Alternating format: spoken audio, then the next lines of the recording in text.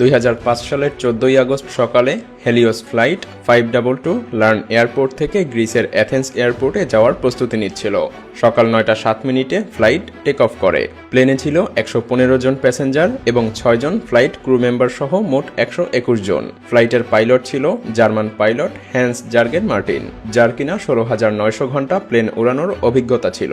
Co pilot ছিল 51 বছর বয়সী প্যামস সেরাল্যামস, যার কিনা 7,449 ঘন্টা প্লেন উড়ানোর অভিজ্ঞতা ছিল। প্লেন উড্ডয়নের 15 মিনিট পরেই ঠিক 9টা 12 মিনিটে প্লেন 12,040 ফিট উচ্চতায় পৌঁছে যায়। আর এই উচ্চতায় প্লেন পৌঁছানোর পরে আচমকা একটি অ্যালার্ম বেজে ওঠে। পাইলটরা বুঝতে পারে যে এটা টেক অফ কনফিগারেশন অ্যালার্ম। এটা দেখে তারা আর কিছু ভেবে উঠতে পারছিল না, কারণ take off configuration alarm plane take off করার আগ মুহূর্তেই বেজে ওঠে। কিন্তু হঠাৎ করে 12,000 মিটার উচ্চতায় এই অ্যালার্ম বেজে ওঠার কারণ পাইলটরা ঠিক বুঝে উঠতে পারছিল না। কারণ জানার জন্য তারা এটিসি এর সাথে কন্ট্যাক্ট করে। পাইলট সবকিছু এটিসিকে খুলে বলছিল। ঠিক সেই মুহূর্তে আরও একটি ভয়ানক অ্যালার্ম বেজে ওঠে। ককপিটে থাকা বেশ কয়েকটি অ্যালার্ম একসাথে বেজে ওঠায় এটিসি অর্থাৎ কন্ট্রোল রুম থেকে পাইলটের কথা শোনা যাচ্ছিল না। সেই সাথে প্লেনে মাস্টার কশন অ্যালার্মও বেজে ওঠে, যার অর্থ ছিল প্লেনের বেশ কয়েকটি সিস্টেম একসাথে ওভারহিট হয়ে গিয়েছে। পাইলটেরা কিছু বুঝে উঠতে পারছিল না হঠাৎ করে এসব কি হচ্ছে।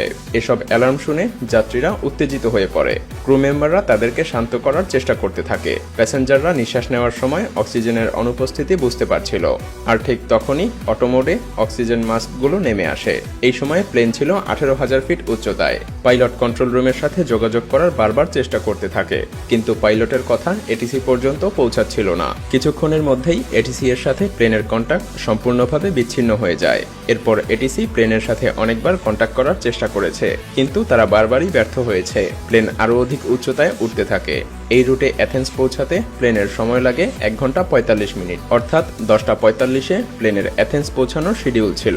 9টা 30-এ প্লেন উঠে যায় 34,000 ফিট উচ্চতায়।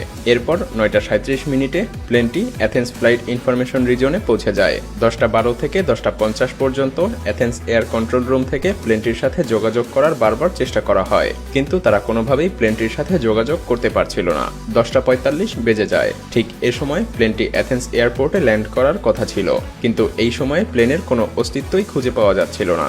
ভয়ানক কিছু ঘটেছে ভেবে অ্যাথেন্স এটিসি থেকে 2টি F-16 ফাইটার জেট প্লেনটিকে খুঁজতে পাঠানো হয়। বেশ কিছু সময় পরে ফাইটার জেট প্লেনটিকে খুঁজে পায়। একটি ফাইটার জেট প্লেনটির খুব কাছে চলে আসে। ফাইটার জেটের পাইলট দেখতে পারে কো পাইলটের সিটে কেউ একজন বসে আছে, আর মেইন পাইলট নিজের মাথা ঝুঁকিয়ে অজ্ঞান হয়ে আছে। ফাইটার জেট পেছনে আসে। তারা প্লেনের জানালা দিয়ে দেখতে পায় 2টি ফাইটার জেট প্লেনটিকে ফলো করা সত্ত্বেও কোনো প্যাসেঞ্জার তাদের দিকে ভ্রুক্ষেপও করছিল না। কোনো প্যাসেঞ্জারের মধ্যে কোনো রিয়াকশন নেই। ঠিক 11টা 49 মিনিটে ফাইটার জেটের পাইলট দেখতে পায় অজ্ঞাত এক ব্যক্তি প্লেনের কেবিন থেকে ককপিটের দিকে যাচ্ছে। কিছু সময়ের জন্য সে প্লেনের পাইলটের সিটে বসে পড়ে। ফাইটার জেটের পাইলট সিগন্যাল দিতে থাকে।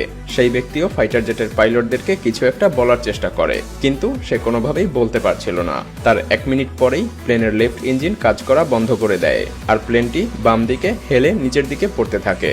ঠিক 12টার সময় প্লেনটির রাইট ইঞ্জিন কাজ করাও বন্ধ করে দেয়।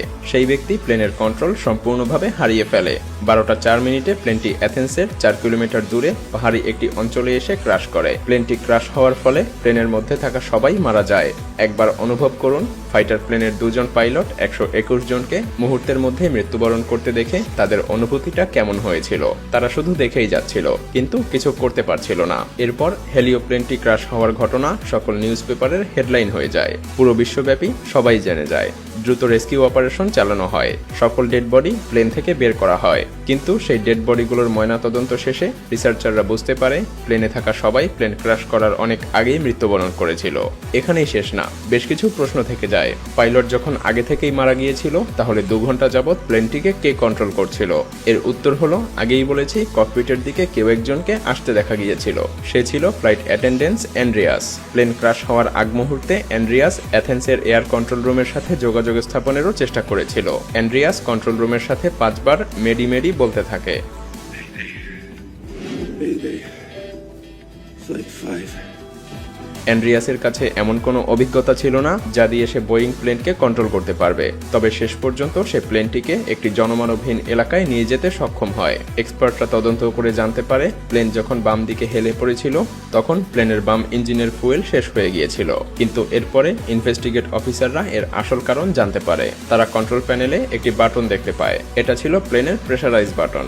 এই বাটন দেখে অফিসাররা সবকিছু বুঝতে পারে।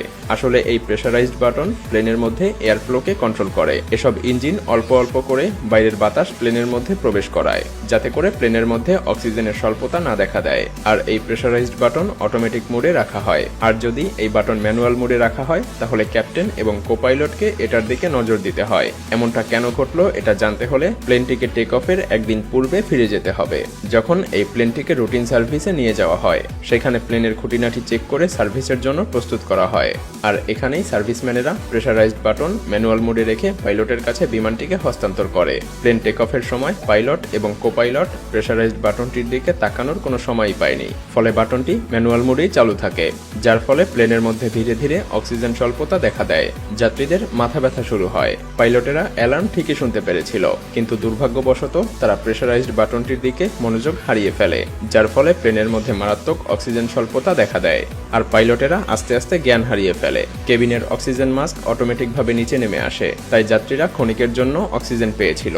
কিন্তু পাইলটদের ককপিটে অক্সিজেন মাস্ক অটোমেটিকভাবে নিচে নেমে আসে না। তাই আস্তে আস্তে প্লেনের সবাই একে একে জ্ঞান হারাতে থাকে, কারণ অক্সিজেন মাস্ক কেবলমাত্র 12 মিনিটের জন্যই অক্সিজেন সরবরাহ করে। তাই এরপর সবাই জ্ঞান হারিয়ে ফেলে, শুধুমাত্র একজন ছাড়া। তিনি হলেন ফ্লাইট অ্যাটেন্ডেন্ট অ্যান্ড্রিয়াস। আপনারা হয়তো ভাবছেন অ্যান্ড্রিয়াসের কেন কোনো অক্সিজেন ঘাটতি দেখা দিল না। আসলে অ্যান্ড্রিয়াস ছিল একজন স্কুবা ডাইভার, আর স্কুবা ডাইভারেরা তাদের নিঃশ্বাস লম্বা সময় পর্যন্ত ধরে রাখতে পারে। তাই অ্যান্ড্রিয়াস এই পরিস্থিতিতে বেশ কিছুক্ষণ তার শ্বাস প্রশ্বাস চালিয়ে যেতে থাকে। ইতিমধ্যেই সবাই লাশ হয়ে গিয়েছে, আর অ্যান্ড্রিয়াস তার সর্বোচ্চটা দিয়ে প্লেনটিকে ল্যান্ড করানোর চেষ্টা করতে থাকে। কিন্তু সে শেষ পর্যন্ত ব্যর্থ হয় এবং প্লেন ক্র্যাশ করে। প্লেনে থাকা সবার মৃত্যু হয়। এই ঘটনার 15 মাস পরে অ্যাথেন্স এয়ারপোর্ট কর্তৃপক্ষ একটি রিপোর্ট প্রকাশ করে।